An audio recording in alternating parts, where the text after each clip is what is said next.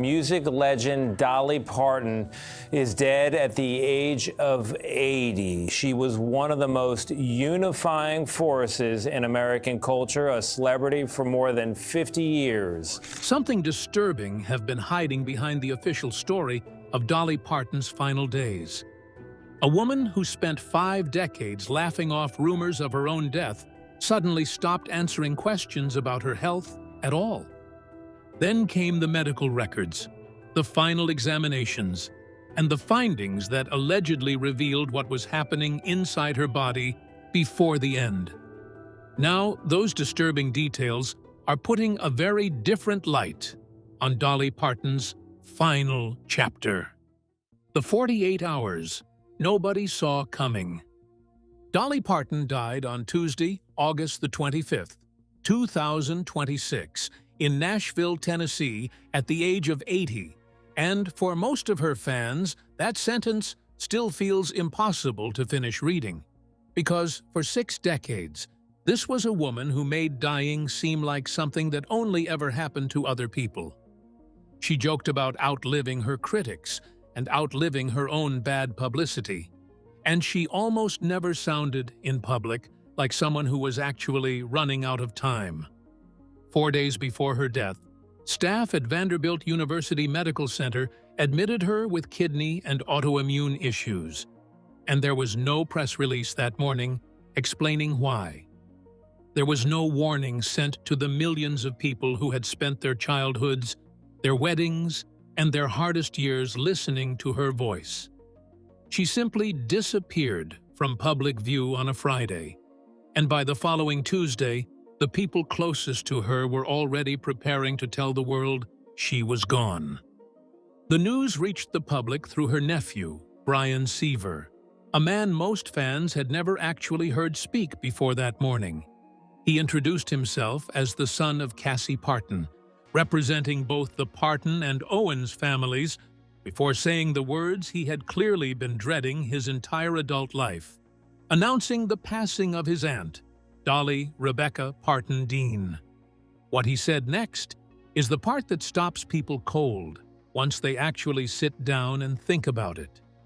Seaver had served as her head of security for more than 2 decades, a role his own father, Larry, held before him, and he admitted on camera that Dolly had personally asked him years earlier to be the one who delivered this exact message whenever the day finally came. He had known this moment was coming for years, and he still was not ready for it when it arrived. His voice cracked as he described the mixture of pride and devastation he felt standing there in front of a camera. And he told the world that the sadness belonged to those left behind rather than to Dolly herself, because, in his words, she had spent her whole life living in the light. It was a beautiful thing for a grieving nephew to say, and it was also the kind of carefully worded statement that raises more questions than it answers, because nowhere in that announcement did he actually explain what had taken her life.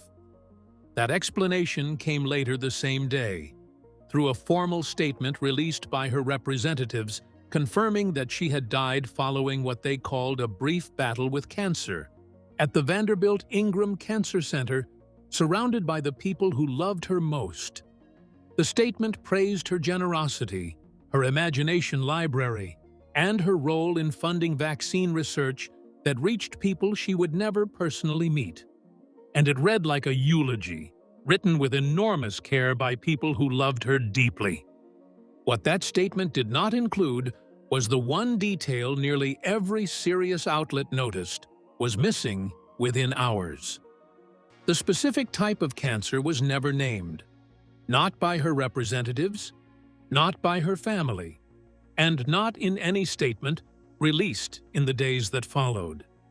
For a woman who spent her entire career turning her private life into open, honest, quotable conversation, that particular silence stands out sharply against everything else she chose to share. If you grew up listening to her music, you already know this was not a woman who typically hid things from her audience. She talked openly about her plastic surgery before anyone even thought to ask.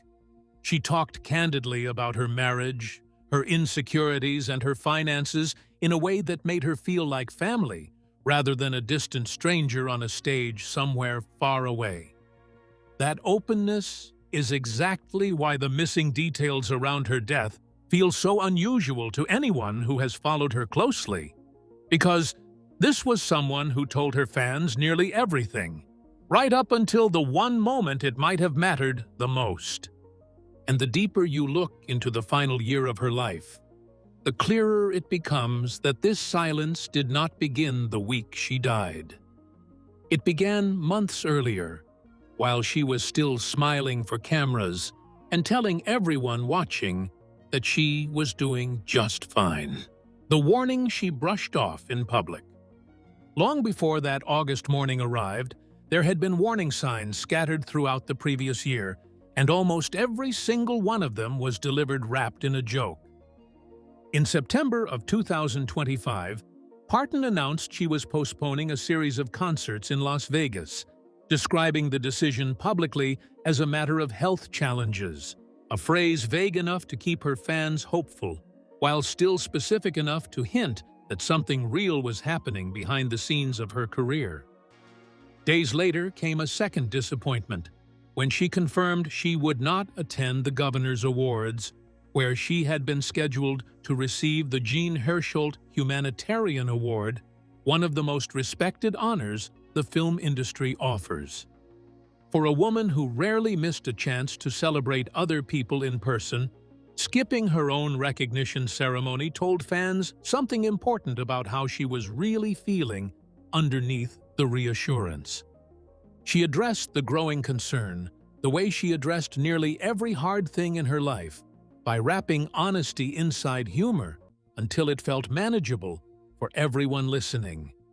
In a video message to fans, she said she had some good news and a little bad news to share. The good news, she explained, was that she was responding well to her medications and treatments and improving a little more every day.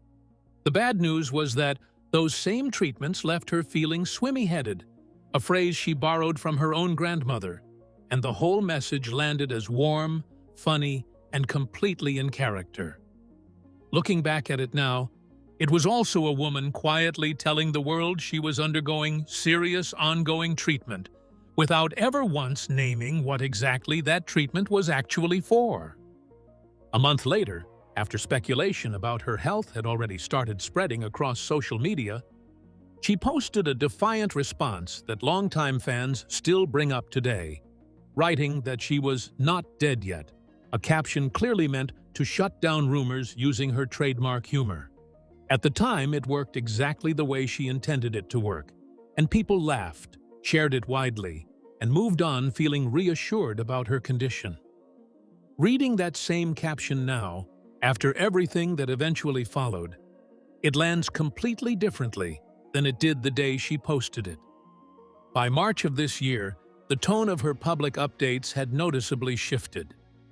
Speaking at the season kickoff for her own Dollywood theme park, she admitted for the first time that grief had physically worn her down in ways she had not fully anticipated.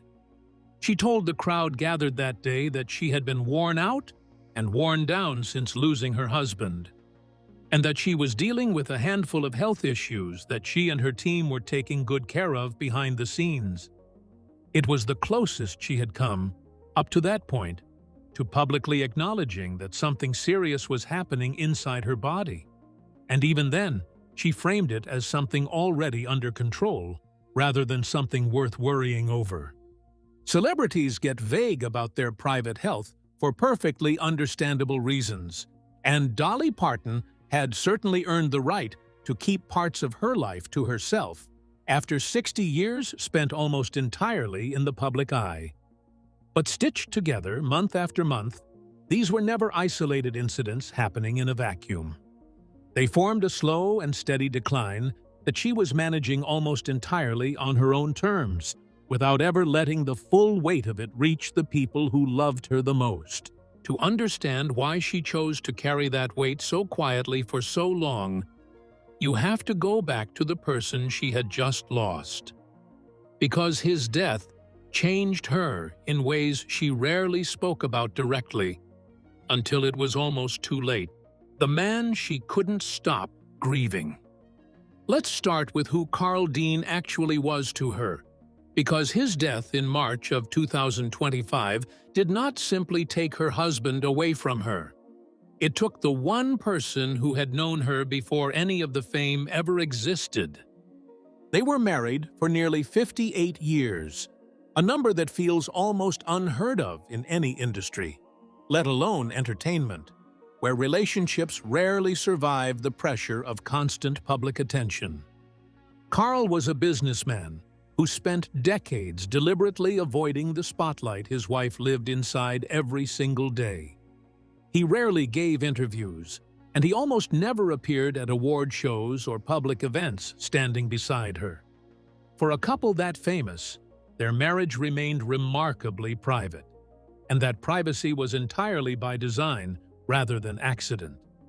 Dolly said many times over the years that Carl simply was not interested in the world of stages and cameras that defined her career, and she never once asked him to pretend otherwise for the sake of appearances. He supported her from a distance most outsiders never fully understood, and she protected that quiet arrangement fiercely for nearly 6 decades of marriage. When he died at age 82, something in her shifted publicly for the first time in years. She admitted, months later, that she had spent so much of her time and energy watching over him during his final stretch of illness that she stopped paying attention to her own body almost entirely. Speaking to reporters just 4 days before her own death, she said plainly that she had been dealing with health issues she simply had not paid attention to while she was caring for Carl. It stands as a strikingly honest admission from a woman who spent her career being careful about what she revealed, and it points towards something many caregivers quietly understand, that the person doing the caring often disappears from their own story completely, while everyone focuses on the person they are caring for. That particular instinct, to quietly absorb hardship and keep moving forward without much complaint, was never new for her. It was built into who she was long before Carl, long before fame, long before any of the life she eventually built for herself. She was born into a one-room cabin in the Great Smoky Mountains of Tennessee, one of 12 children raised by parents who struggled constantly to keep food on the table for everyone. She spoke openly over the years about wearing clothes stitched together from old feed sacks and going without basic comforts that most people simply take for granted growing up. That childhood shaped a woman who learned early in life that survival meant getting back up and continuing forward, regardless of what had just happened to her. She carried that same toughness into her marriage, and by her own account, she and Carl chose not to have children together, a decision she later described as one of the most deeply personal choices of her entire life. Their household stayed small and private by design, which only made his loss hit even harder once it finally came for both of them. There was no house full of grown children to lean on for support. There were simply decades of quiet routine shared with one person, and then, suddenly, that person was gone.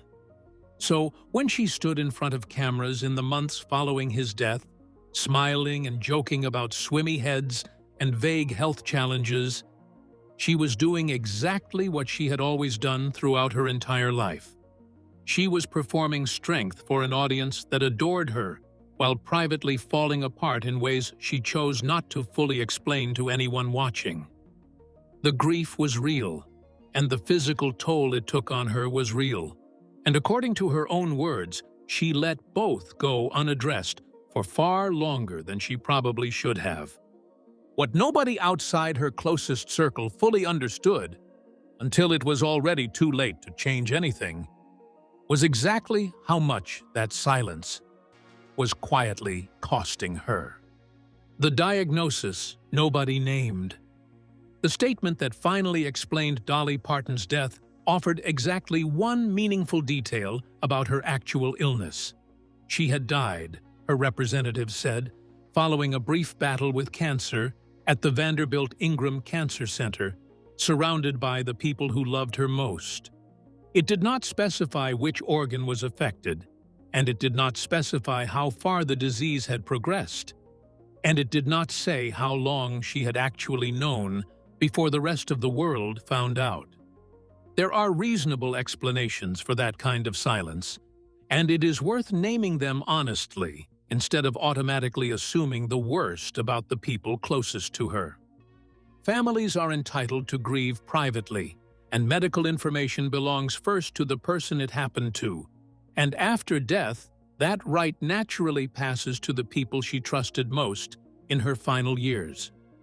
Plenty of public figures choose to keep a diagnosis vague, not because they are hiding something scandalous from the world, but because naming it specifically invites a level of scrutiny and speculation that grieving families are often simply not prepared to face while still processing their own loss. It is also fair, though, to notice the larger pattern this particular silence fits into.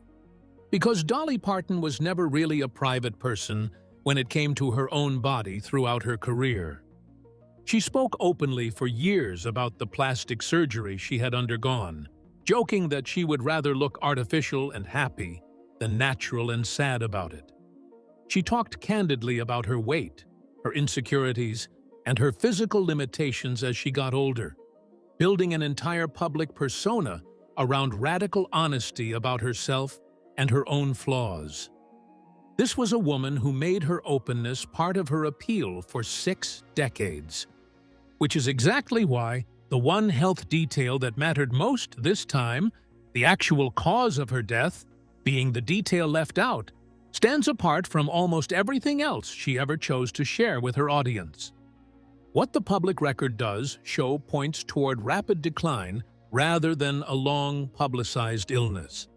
The kidney and autoimmune issues that led to her hospitalization had never been previously disclosed to fans throughout any of her earlier health updates that year. Her own comments about feeling dizzy and swimmy-headed were attributed publicly to medication side effects rather than to cancer treatment specifically.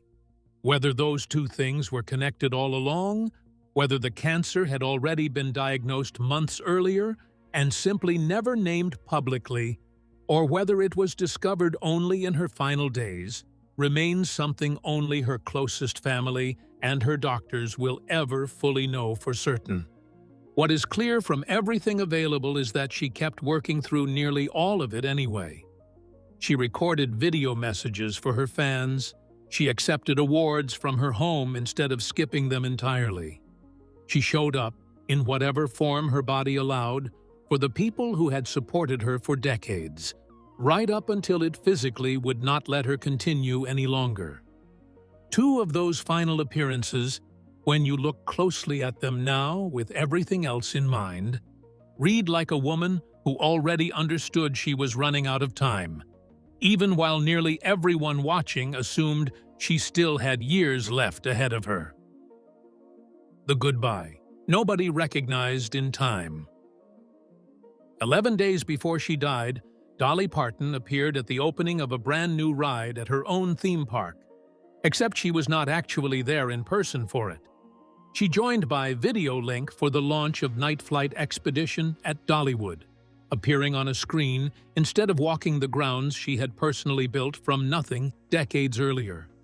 For a woman who almost never missed openings at her own park, that absence alone was a quiet signal that something had genuinely changed. She explained the absence herself, in the same warm and self-deprecating tone she had always used with her audience.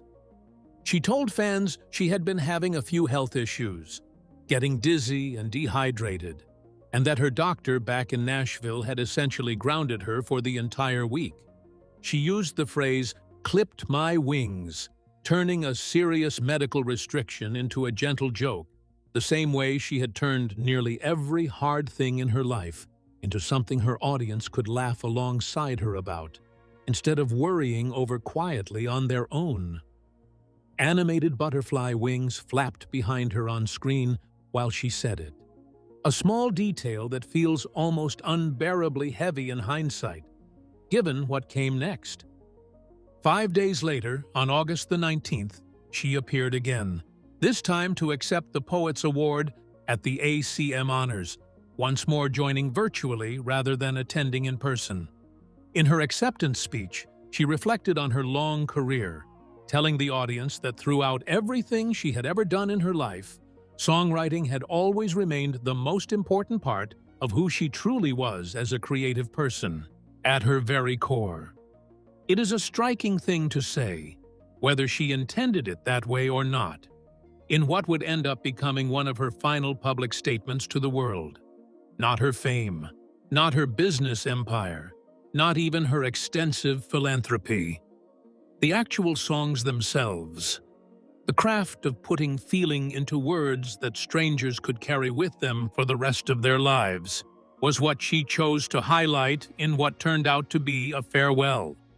Almost nobody realized they were actually witnessing at the time. 2 days after that speech, she was admitted to the hospital. 6 days after that, she was gone entirely, and the world was left to make sense of what had really happened. Set those two appearances side by side, and a pattern starts to emerge that feels almost too deliberate to be pure coincidence. In the first one, she talked openly about her body failing her in small, manageable ways she could still joke about, comfortably. In the second, she talked about the one part of herself she clearly felt would outlast everything else, her actual songwriting. It reads like a woman quietly settling her own account with the world, wrapping up the physical excuses in one appearance and cementing her creative legacy in the very next one, all while telling everyone around her that she was simply a little tired and a little dizzy. Almost nobody watching those two videos in real time interpreted them that way at the time. Fans left comments wishing her a speedy recovery from whatever was going around. Reporters wrote brief updates and quickly moved on to other stories that felt more urgent that week. It was only after her death that people went back and re-watched both appearances closely and noticed just how much she had actually been saying to them without ever saying any of it directly out loud.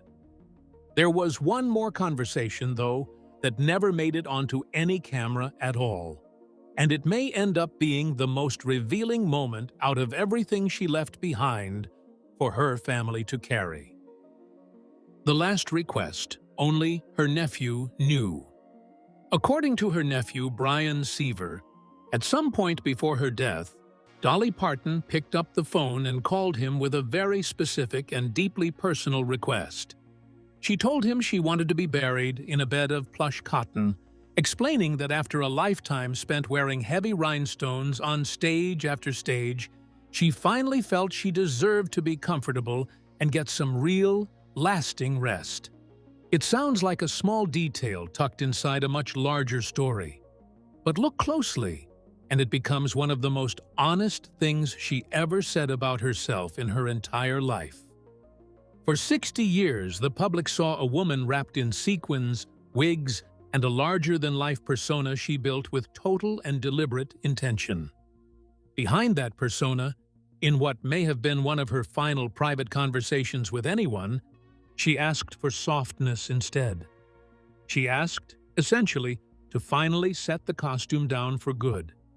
That phone call also reveals something else worth sitting with carefully, something easy to overlook in the emotion of the moment itself. Dolly Parton was clearly thinking about her own death well before the public announcement ever came, calm enough to make a specific personal request about her own burial, deliberate enough to choose her exact words with care.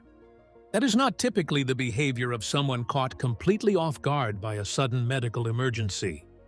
It reads instead like the behavior of someone who had already made a kind of peace with what was coming, quietly putting her affairs in order, while the rest of the world still believed she was simply tired and a little dizzy from her medication. That timeline lines up closely with something else that had already started worrying fans in the weeks leading up to her death. In the period before her hospitalization, her own sister made public comments that sparked genuine concern about Dolly's condition. Remarks serious enough that entertainment outlets covered them as their own separate story. Dolly herself later addressed that concern directly with fans, but the fact that a family member's offhand remarks became newsworthy on their own tells you that the people closest to her were already sensing something the general public had not fully connected together yet. Put together, what actually emerges from all of this is not a sudden and unexpected collapse. It is a slow, private unraveling that people around her had quietly started to notice, that her own sister had accidentally hinted at in public without meaning to, and that Dolly herself was carefully preparing for behind a wall of jokes about swimmy heads and clipped wings. Brian Seaver carried that entire weight alone for years, knowing exactly what he would eventually have to say and exactly how he would have to say it, because she had asked him personally, years earlier, to be the one who delivered the news when the time finally came. When that day arrived, he stood in front of a camera and did precisely what she had asked of him, honoring both her final wishes and, without fully realizing it in the moment, revealing just how much she had already known about her own situation. What happened after that video is the part almost nobody expected, because the world did not simply mourn her quietly and move on. It reacted in a way usually reserved for very few people who have ever lived. What she leaves standing. Within hours of the announcement, the reaction to Dolly Parton's death reached a scale usually reserved for heads of state rather than country singers. The White House ordered flags lowered to half-staff in her honor. The Empire State Building in New York lit up in pink sparkle that same night, a direct nod to her decades-long association with the color and with her film 9 to 5. Officials in Sevier County, Tennessee, the county where she was born and where Dollywood still stands today, declared a formal day of mourning across the entire area. Her co-stars from decades of film work spoke about her not as a distant celebrity, but as someone who had genuinely shaped their own lives along the way. Julia Roberts, who starred alongside her in Steel Magnolias, called her a magical and joyous human being and said the sun had dimmed with her passing. Sally Field, another Steel Magnolias co-star, and Lily Tomlin, who worked alongside her in 9 to 5, both offered their own heartfelt tributes in the days that followed, each describing a version of Dolly that fans rarely got to see directly: warm, generous, and almost completely without pretense once the cameras stopped rolling. The scale of that global reaction only truly makes sense once you look at the full size of what she actually built across her lifetime. She sold more than 100 million records worldwide. She was nominated for 55 Grammy Awards and won 11 of them outright. She wrote more than 3,000 songs across her career, with 25 of them reaching #1 on the Billboard country charts at various points. In total, 113 of her songs charted on Billboard's Hot Country Songs list over the decades, a body of work that spent a combined 28 years on that chart alone. She was inducted into both the Country Music Hall of Fame and the Rock and Roll Hall of Fame, a rare double honor that reflects just how far her influence stretched well beyond the genre she originally started in as a young performer. But the numbers that seemed to matter most to the people actually mourning her were never about music at all.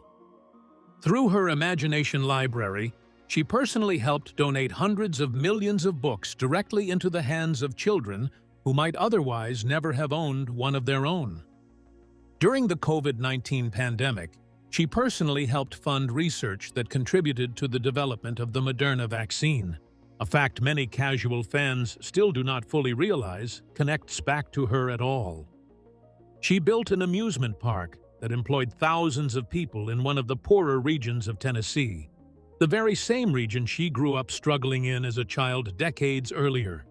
She spent her whole life turning her own early hardship into something that ended up lifting an entire community right alongside her. That tension sits underneath everything covered here today. This was a woman defined publicly by generosity, honesty, and an almost supernatural ability to turn pain into something warm and shareable for millions of strangers. And yet, in the final chapter of her own life, the one story she chose to keep from the world was the story of exactly what was happening inside her own body during those final months. She spent 60 years giving her audience nearly everything else about herself. The specifics of her death remain the one thing that she, or the people closest to her, ultimately decided the world simply did not need to know in detail. What do you think Dolly Parton was really protecting in those final months of her life? Tell us in the comments which detail from her story stayed with you the longest after watching this.